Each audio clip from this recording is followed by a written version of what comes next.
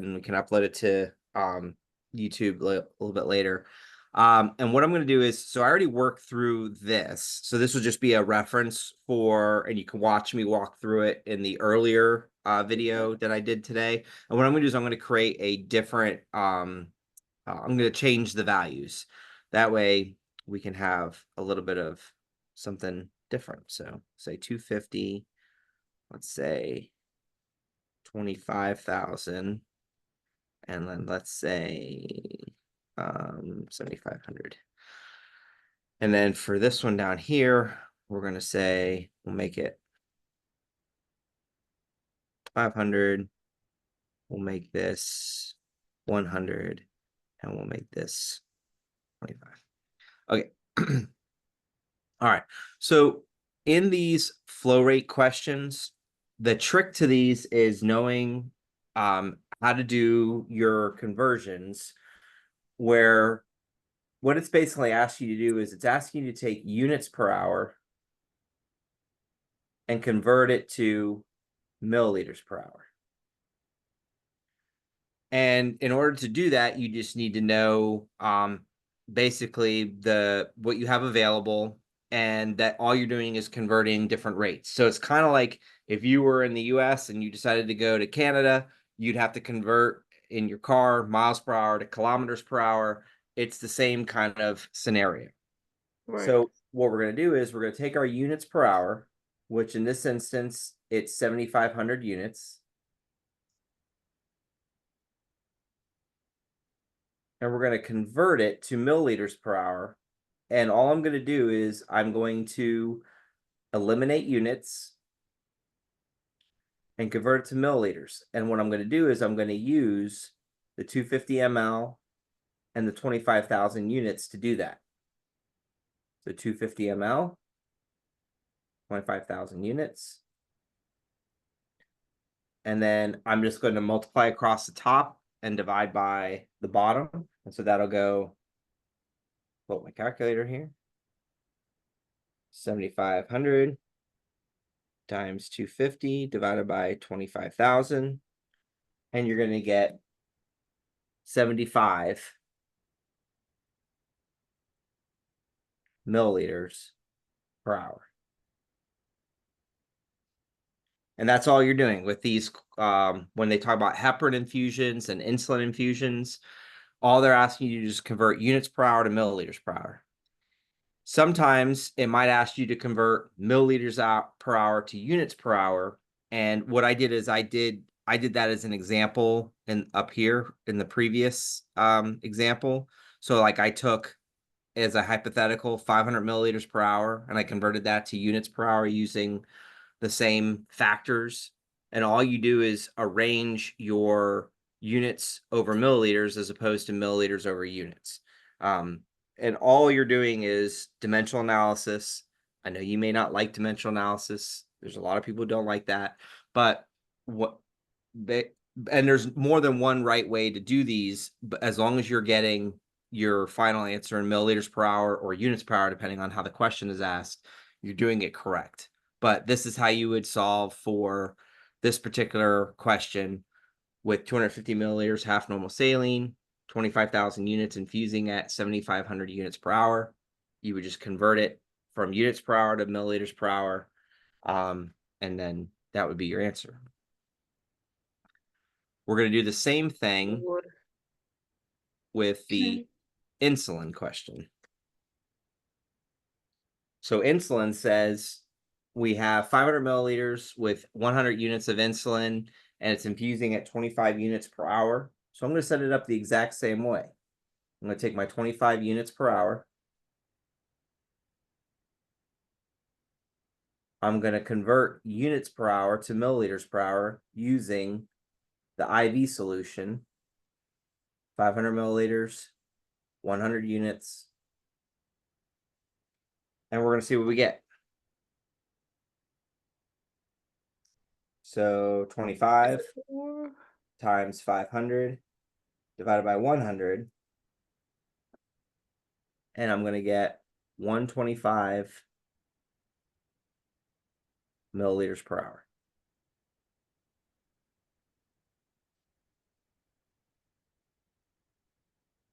So you don't really, I'm sorry. So you don't really have to focus on like the 0.9% NaCl, like is that there just to do that to throw you off? Not no, that's just telling you what the IV solution is. So that's your, your normal saline, like that's just your telling you what it is.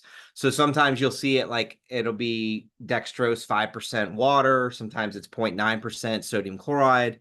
It's just telling you what is the solution. So like the next time you look at an IV bag, like you'll notice that it's like, 500 or 100 or 1000 milliliters, and then it'll say like 0.9%, sodium chloride, like it'll tell you what's in it.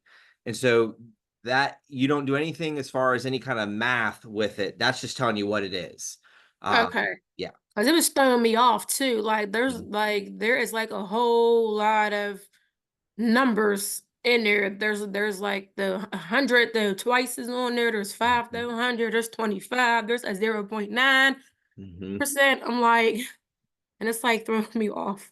Yeah, the U100 is just telling you that it's that type of insulin. So it's regular U100 is what it's called. It might always be 100 units, and then I've just changed it up, and maybe I've said like 10 units, or maybe I've said 20 units. So yes, and at first glance, it's going to be very overwhelming because it is, Yeah, it is um, overwhelming. yeah, because there's a lot of numbers there. But then with practice, you'll realize, oh, okay, this is just what it's called. So I can ignore, I can find my pen here. There it is. Okay. If I can ignore, I can ignore that. I can, ignore that. Those are just the Yeah. names of the particular solutions. So Okay. yeah, I know that that's a challenge. But that's also what they're trying to see that you can overcome is, being able to suss out the information, discern what's important, what's not important. Right. Hmm. Oh, God. Yep. Yep. I'm All right. sorry. It's I'll get there. It just be taking me a little bit of time, but I'll get there. All right. So I want to show you, this is the heparin protocol. And what I'm going to do is I'm just going to kind of highlight, and then I'll do a separate example of doing the math part. But what you're probably going to see on your test is something that looks like this. You're going to have a whole bunch of numbers like 1 through 15, Oh and Lord. what this is just basically, it's like a piece of paper on the wall that's telling you this is the protocol. Okay. Now, what I've highlighted is the parts of the protocol that you're responsible for. And a lot of it is just repeating information. And I'll show you how to tackle it.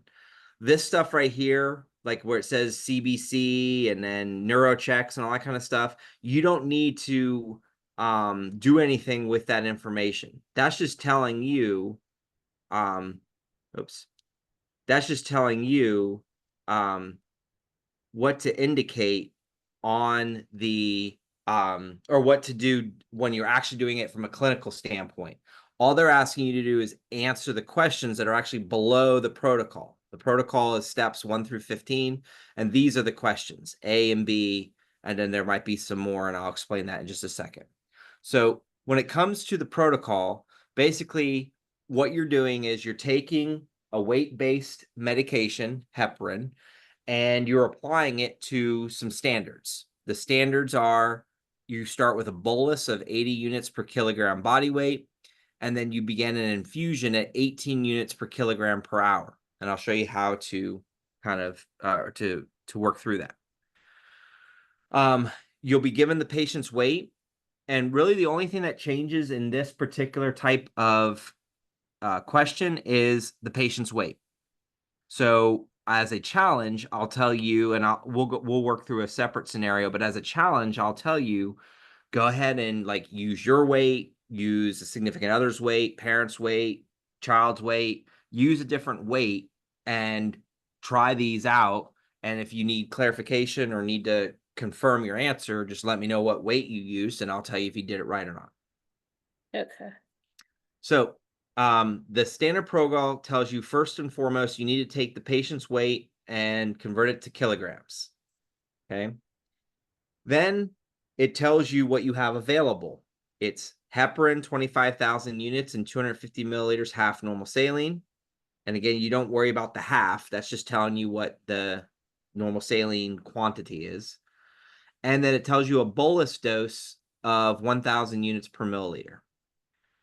So all that is just telling you what you have available. The protocol gets repeated down here where it says bolus with 80 units per kilogram, start a drip at 18 units per kilogram. So we're going to go through and solve this in just a second. And then steps 11 through 15 will come in to play a little bit later, and we'll talk about that in a little bit too. So I'd say the biggest step one challenge of the protocol is just seeing it like this and going, what the crap am I looking at? What I created as an alternative is what, like this right here, where you could see like everything's written out what it wants you to do without there being any extra, numbers or anything like that. It just tells you the order and the available, and you just solve for it. That would be how I would rewrite this if I was redoing this. But you're going to get two questions. One's going to be a bolus question, and one's going to be an IV drip question. So those, it'll be like question 25, part A, part B. You have to get them both right to get your point. If you miss one or both, you only miss 1 point. So at least you know that if you're going into this, that you're not hopefully having that additional stress that you got to get them, that you're going to miss 2 points. If you miss this question, you will not. You only miss one. But they are going to ask you to calculate a bolus, and they're going to ask you to calculate an infusion rate. So let's go through that. So coming back here, I have, I'm just going to walk through what I did in this scenario, and then we'll go through a blank scenario together. So the first thing it says is, these are the two questions you're going to get asked. It'll ask you to calculate the bolus and then ask you to calculate the infusion rate. In the bolus, you take the patient's weight, which we took the patient 156 pounds, converted it to 70.9 kilograms. And then we're solving for, and then we divide 156 divided by 2.2, we get 70.9 kilograms. And then we're going to multiply that by the 80 units per kilogram. And the only reason we're doing that is because it told us to. It said bolus with 80 units per kilogram. So we're just following the steps. Or what it said in the beginning, bolus patient with heparin, 80 units per kilogram. So 70.9 times 80 gives me 5,672 units. The question says how many milliliters to administer for the bolus. So I have to convert units to milliliters. So this is where you have to look at your available. And your available is heparin, 25,000 units and 250 milliliters, half normal saline. And there's a bolus dosage strength of 1,000 units per milliliter. Since we are calculating for the bolus, we're going to use the bolus dosage strength. So I took here and I put the bolus dose here for 1,000 units in 1 milliliter, crossed out units, 5,672 divided by 1,000. And then I get an answer of 5.672 milliliters, which we would round to the nearest milliliter, to the 10th, and we get 5.7 milliliters. And like I said, I'm going to work through one of these just using a different weight.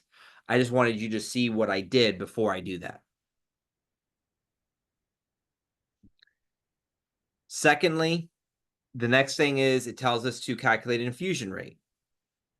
We take the same patient, same weight, but this time we're multiplying by the infusion rate, which is the 18 units per kilogram per hour. 70.9 times 18 gives me this 1,276.2 units per hour, because we got rid of kilograms.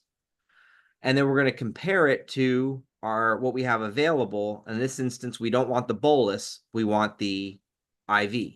And the IV is 250 milliliters, half normal saline, that contains 25,000 units of heparin. So again, I'm getting rid of units. I'm converting units per hour to milliliters per hour like we did in the in those questions above, or the previous questions that I went over. We get 12.762, and we round that to the nearest tenth, and we get 12.8 milliliters per hour. So let's work through a practice one that's completely fresh. So I'm going to change. So I know I have, well, we'll just leave it at 160. Well, I can't remember if yeah, we'll just leave it at 165. So in this scenario, you could see everything right there. So we don't have to kind of look for the information. Everything's right there. So what we're going to do is step one, we have to convert 165 pounds to kilograms. So I'm going to take 165 divided by 2.2. And thankfully, I get a nice even number. And it's going to be 75 kilograms.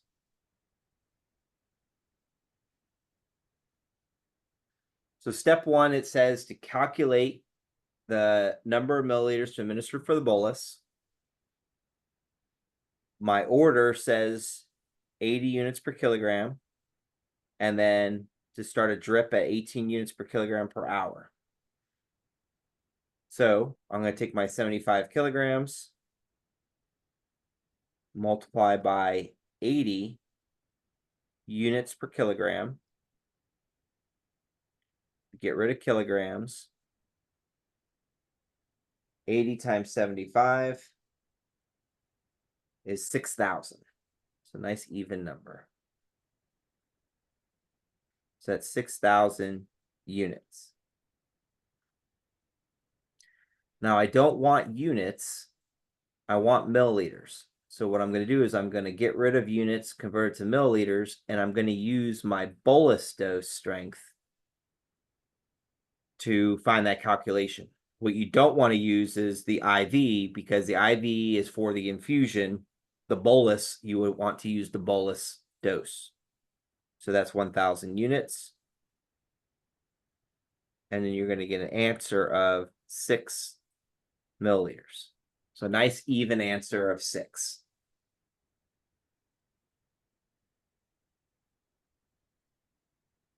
Any questions on how I got to 6? Just one. Okay. So, I got thrown off again. I'm sorry. That's okay. So I got lost on the 18 unit drip. Is that just there to throw me off? Because I noticed we didn't obviously though use it, but Wait, or I that's the don't know. second question. Calculate the infusion rate. Oh, okay. Okay, so it's the second part. But for the first part, we just need to just focus on just the patient's weight and the units. And then we do like the 18, the drip rate later for like the second part for letter B. You got it. Okay. Oh God. Yeah, so it, like I said, it's 2 steps. You'll be able, once you practice this a few times, it goes a lot smoother. And if it makes you feel any better, you'll see it again in 4th semester. So, Yeah, this is whew, Lord yeah. have mercy. So let's do the heparin, or let's do the infusion now. So for the infusion, this is where you're going to use that 18 units per kilogram per hour. So you have 75 kilograms, and you're going to multiply by that 18 units. And then I'm just going to write this down here just so it at least helps me keep it organized. So kilograms is gone. And so I'm just going to do 75 times 18. And I'm going to get 1,350. And that's going to be units per hour.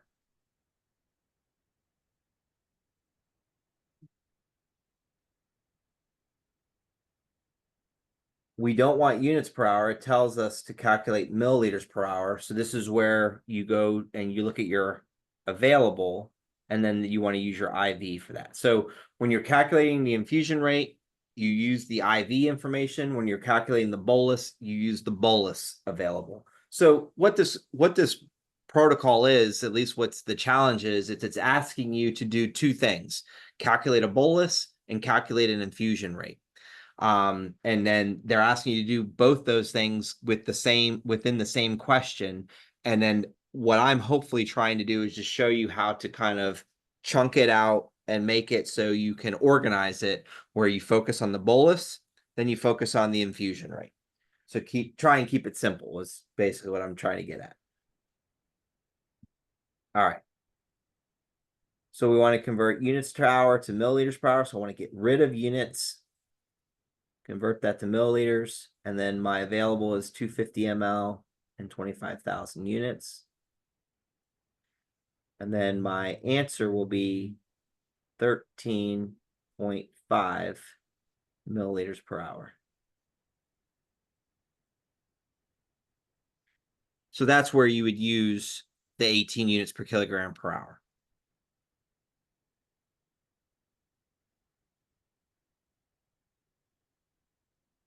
Oh, I see. So again, the trick to this is just, again, practice. And the only thing that changes is the patient's weight. So Right. they're going to give you a 172-pound patient. They're going to give you a 187-pound patient. They're going to give you a 212-pound patient. They're going to change the variables, and all you have to do is make sure that you convert it to kilograms, multiply by 80, divide by 1,000 for the bolus. For the infusion rate, multiply by 18, divide by 100, or multiply by 250, divide by 25,000. That ends up being 1/100. So we really don't need to focus on the dosage strength, where like it says the bolus, like bolus strength You did 1,000. So we don't you really need to focus on that, or do we? That is your available, so you need it in order to find out how many milliliters to administer. Okay. Yeah, Yes, because I just keep getting thrown off because there's so many numbers in them. Mhm. Okay. Yeah, and there's a lot of numbers in this, and A like I lot of said, numbers. the trick to this, honestly, is just practice, practice, practice. And with this being the first time you're looking at it, even looking at the practice like questions, Right. once you look at it, you'll get familiar with it this week, and then you should be fine going into next Right. week. Because I don't think we had the heparin drips last semester. I mean, we had something similar, but I don't think it was No. a heparin drip. It was like a GTT, I think. Yeah, nope, you didn't have heparin, the heparin Oh. protocol last semester. That's new for this semester. Uh, okay. Okay, then we definitely didn't have it last semester then, because I Yeah. was gonna say, like, I thought we had something like that similar, but You calculated heparin flow rate, you calculated like a heparin, like, mark the tube X, and heparin was one of the medications. So you have used heparin yeah. before, but you've never looked at like a weight-based protocol until this semester. So Right. Yeah, that's true. That makes sense. It's true. most likely you're going to get these two questions: basically calculate the initial bolus, calculate the infusion rate. You Okay. might get a question where it'll say something like this, where it says after 6 hours, they retest the patient's clotting time, and then you have to do some adjustments. Now, this is typically like a separate question, but I went back to the original protocol that I already worked out just to kind of show you where I get the information from, and then I'll show you the alternative scenario where it's a little bit more like straightforward with the questioning. But so if we go back to that big monstrosity of a protocol, you'll see that down here it tells us if APTT, and then there's certain times. So like if it's less than 35 seconds, that means they're clotting too quickly. If it's greater than 90 seconds, that means they're not clotting quick enough.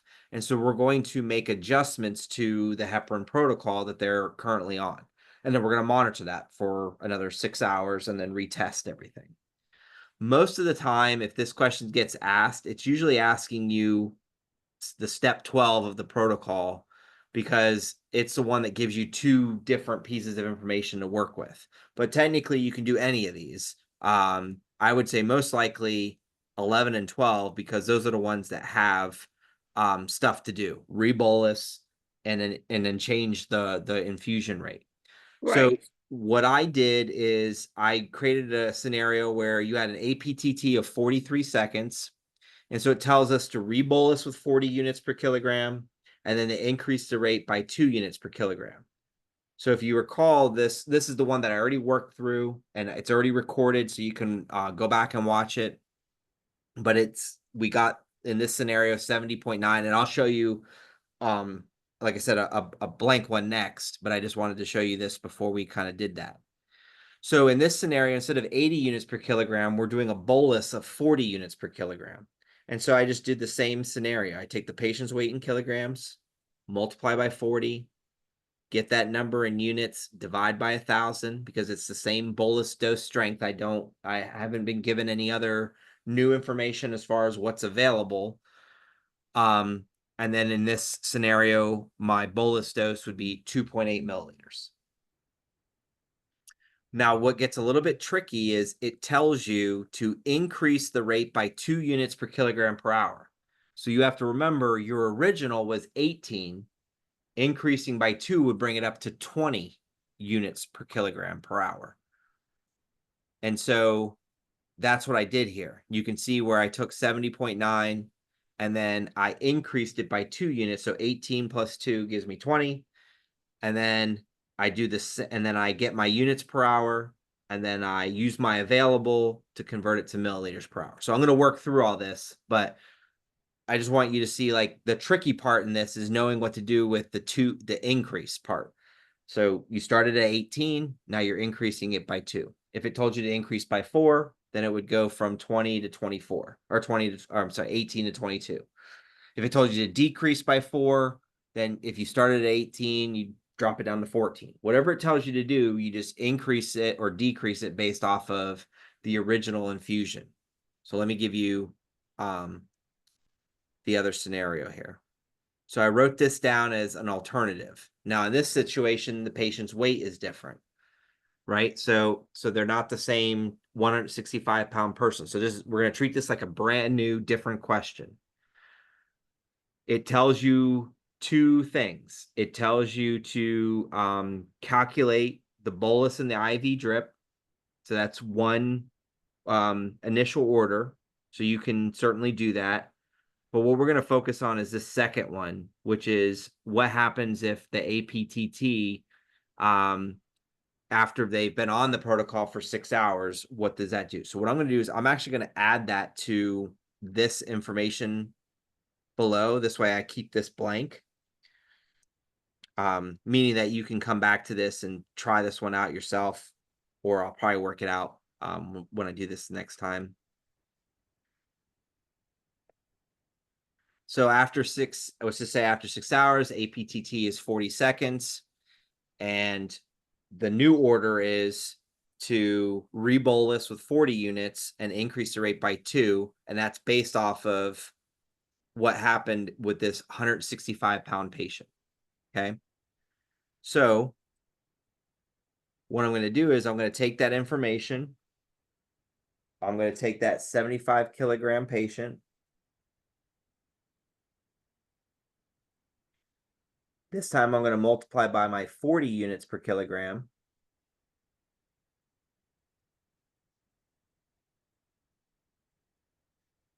And I'm going to get 3,000.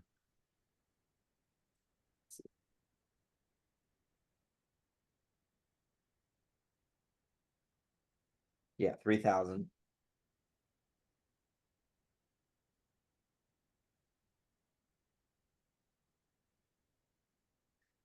Now we're doing a bolus. So even though it says rebolus, we're still using our bolus information. And remember, our bolus strength was what? 1,000 units per milliliter. That's why you got to know, you have to incorporate the bolus dosage strength when you're doing these calculations. And we're going to get what we probably expected was half of the original bolus. Remember, the original was 6 milliliters. Now we're at 3 milliliters, which makes sense because 80 or 40 is half of 80. Now for the new infusion rate, now we have a change in infusion. So instead of it being 18, which is what we started with, it says to increase the rate by 2. So 18 was the original. My new is going to be 20.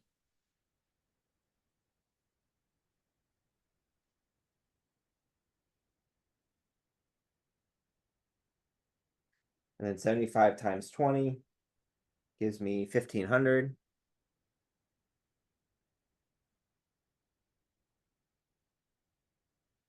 And then we're going to convert that to milliliters per hour.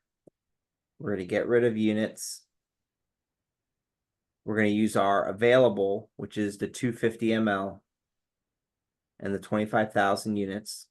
Now, I should tell you that I've done these questions so many times. I have the availables memorized, which is why I don't go back up, but you'll have the luxury of looking at the whole paper when you're looking at these. And sometimes it's helpful even just to circle your availables. And this is going to equal 15 milliliters per hour. Now, some people like to take that, like, let's say that 13.5, and I made this mistake and I was like, oh, we're just increasing by 2. So 13.5 will make it 15.5. But if you put 15.5 as your answer, that's not correct. It's 15. So you would get that marked wrong. So make sure you are adding the 2 to the 18, not to your final answer, even though it's close. We don't want to deal with close when we're dealing with medications, especially heparin. Oh, Lord. So, that was a lot. yeah. So like I said, there's a lot of practice that I've done. You'll see a lot of practice listed on YouTube. And like I said, the only thing that really changes is the patient's weight. And then I created this scenario here that I'll let you kind of work through on your own, where with the patient's weight is 132 pounds. And when you pull up this form or this particular sheet, you'll be able to see, you'll be able to write out what your answers would be, and then I can give you some feedback. Or if you want to work on it now, you're welcome to do it now. But that's pretty much what you're going to see that's new as far as the third semester exam is concerned. You're going to have the heparin protocol and then a few of those converting units per hour to milliliters per hour.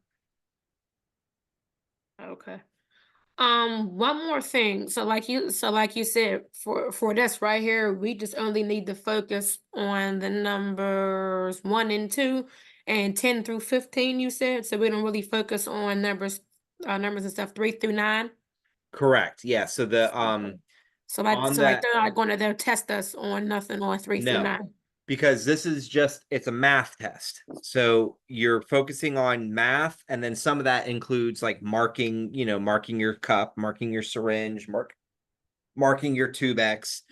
But as far as the protocol is concerned, this is just extra information that they're not looking for you to answer, because Oh, okay. that has nothing to do with math. There's nothing there. It's most likely going to be standard. It's probably going to be every 6 hours. It's probably going to be every 24 hours or whatever it happens to be. That's probably a standard that is just there. So I'm hopeful that in some point in time, once I figure out who everyone is, like, that's teaching the 3rd and 4th semesters, that I could just simplify it. But until that comes to pass, this is why I blacked it out like this. That way you can see it, and then hopefully not not have to worry about it when you're trying to, or at least let you know what to focus on when you see it outside of the review. Right. Okay. Yeah. That's cool. Is your page like this too, the YouTube page you're on? Do like you show like your work though on it, or is it kind of set up though like this? Yeah, Because I'm yeah. going So to like watch some videos. I'm recording this session and then I just upload this session showing me working through the work, and then I keep copies of the work in the OneDrive folder that I shared with you. And then you could just go on there, pull up the files or the files, and then you can do the practice questions on your own. You can download them, print them off, and practice. Right. Yep. Okay. Yep. That's cool. Okay. That's good.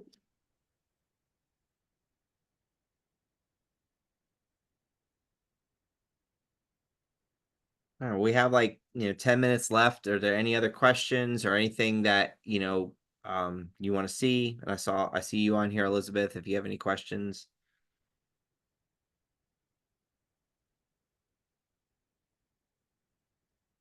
I was just checking, I was just going back online to see if you were going to go over anything new again Okay. today. Yeah. I'm just gonna keep doing it until I understand the heparin. That's That's my concern. all you The can do other is problems, I'm sorry, I worked out the other problems. It's just the heparin. I just want to make sure I'm not getting them confused, okay. setting it up. Mhm. Okay. Yeah, Okay, no, and that's it. sometimes the more you see it and the more you practice it, you just get a little bit more comfortable with it. Right, right. Just the confidence part of it is my concern. That's all. Yeah. Setting it up correctly and my confidence and, working through the problem. Yeah. But I appreciate you going over it again. Yeah, no, you're welcome. Yep, I think I'm cool. Is it possible that I could see the questions that we're going to have, just so I could have like the idea, Yeah, so like like whatever. and you have access to this as well. So like there's that, if you when you click on that OneDrive folder link that I shared with you, Yeah. you'll be able to open it up, go and then navigate to the Allegheny folder, and then the 220-230 folder, and then you'll be able to see exactly what I'm showing you here. Yeah, this is the stuff that okay, Yeah. okay. So Yeah, this so we stuff's did this last semester, somewhat, but it's like that. Okay. Because I know yeah. I remember them. And sometimes all I do between semesters, at least for the reviews, is I might change some of these numbers, but then I usually just, like I said, hyper focus on the ones that I know most people miss and the Right. ones that most likely you haven't worked on either ever or Yeah, yeah, I mean, that's ever cool as because far I as still HEPA or save all of my the papers, and I just save them every semester, and I just like to go ahead back and forth to see how I did it. So okay. yes, that should be cool. Yeah. Okay. I think that's yeah. Yeah, and like I said, and when you watch, go back and watch once I upload it, the earlier time slot, you'll be able to see what other students asked and work through. And then, like I said, if you can't come on Thursday, just email me and let me know which questions you want me to work through, and I'll make sure to work through them and have them on the next recording. Okay. I do have some of the questions for those right there for the insulin. Hmm. Um, I know I missed that twice. Yeah. Um, I don't. Are you able to like explain again how like this works? Sure. So I always say the first things first is make sure you indicate specifically what they're asking you. So if they ask you this question as it's written, the solution amount to be drawn up first, you would tell them 10 units or whatever units of regular first. That's always the first thing you draw up. Right. Then indicate the total. So the total would be whatever the two insulins are that you're adding together. So 10 plus 40 in this instance is 50. So you just add them together. Okay. Then you choose the syringe that has units listed. So you wouldn't use this one because this one has no units listed. Units is what you measure insulin with. Then So I was gonna say, can you go back up a little bit? mhm, So like you said, you would always have to do this, add them up to be able to get the 50. So like, whether this says the 40 or like this one says 42, then that would be the 80. So like you always add them up. correct. Yep, you add the two together to get the total because what they're testing you here is like, it's not just, can you add two things together? They want to make sure you mark the syringe correctly. So like if the total is at 54, they want to make sure you put your line at the line that's supposed to be 54. So most likely it's not going to be right at 50 or right at 60. They want to make sure you're marking it where it's supposed to be. So at 68, at 82, at 78, at 94, whatever it happens to be. They just want to make sure you're marking the syringe correctly for the total. Right. Okay. So that is at 50, and then And then the misnomer is where they tell you 2 arrows, because technically you can have 3, but these are the 2 arrows that they want to see. They want to see that you can mark the total. They also want to make sure that you know that because you drew up the regular insulin first, hypothetically, it's in the it's closer to the plunger side. So the 10 units of regular insulin would be between 40 and 50. In reality, all the insulin mixes. So there is no like they're separated, but it's how they want you to mark the syringe. And if you go back and you look in some of your textbooks, and if you have a dosage calc textbook, it'll even show you a picture of what I'm showing you here. And so when I mark the syringe now, this is how I mark it. I put a mark at the total. I put a okay. mark at the whatever number of units away from the total in regular insulin, which actually just happens to be the same number as whatever the NPH is. Right. And then I make sure that I create like a, indicating that this whole area right here is regular insulin. And then this whole area is Oh. NPH. And that's, So the remaining amount is always going to be that in pH? yep. Yeah, unless it's another type or another variation of insulin, it will, but most likely it's going to be comparing regular to NPH. I see what you, okay. Okay. Okay. So like you said, you have to draw up your total always. Whether your total is 60, 70, 80, Mhm. 84, you always want to go ahead first and mark your total first. Yes. And then you do it by the second number, which is 40 units, or does that So what I do is I depend? take the total 50 and I subtract whatever the regular is. So if the regular happened to be 12, then I would subtract Uh, 12 from 50. If it was, yeah, uh, 16, I would subtract 16 from 50. But that okay. number is always going to be the same as this number, as 40. So like, because like whatever, like, so like, let's say it was 12 and then it was 38. So the total is still 50, Right, but then I'm making my mark at 38 because that's 12 units of insulin. 12 plus 38 is still 50. So it still right, works out that way. But what I'm doing is I mark the total first. Then I take away the whatever the regular insulin is. They just want to see that that regular insulin is in this first little spot closest to the right, total mark, even though in reality it is not. But it's a way right. for them to know that, that you have conceptually understand that the regular is in the syringe before the NPH is. So Got you. Okay. But I was just lost about that too, because I was struggling really, really bad, and I kept putting down the one arrow, but not two. But I was putting like lines and filling it in, mhm. and I kept getting it wrong. And I'm like, I know it's not wrong. It can't be wrong, but I didn't put the other one down. Yeah, I think Arrow this down. is I, I still don't understand why they continue to ask this question, but this is what they ask. So I think the biggest thing they're concerned about is that you mark the correct syringe and that you put your arrow at your total mark. And then I would even add in just to be label it as thoroughly and as accurately as you can. Yeah. That's all you can do. Okay. Ooh, okay. Oh, then that was it. I was just was doing it, jotting it down so I can have some things to keep in mind. So Sure. that's cool. That's cool. All right. Okay. Well, thank you. You're welcome. Yeah, like I said, just go through look at the review material, and then like I said, I'll be back here on Thursday during the day, which, you know, if you're at work, then I'm also going to be here in the evening. And if you can't attend either one of the review sessions, just email me and let me know what questions you'd like to see work through, and I will work through them for you. Okay. Okay, that sounds good. Thank you. Yeah, you're welcome. So I will try to see what I could do. I'm gonna print everything out tomorrow Okay. and just try to work on that myself and just see Okay. see what I goes. No, that sounds good. So, all right. Well, I'm gonna go ahead and end it here, and then take a short break before I do my 240 review.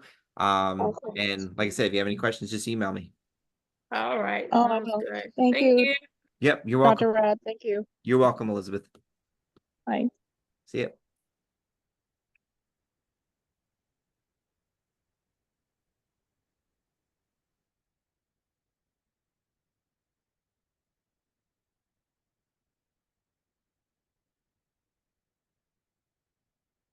Okay.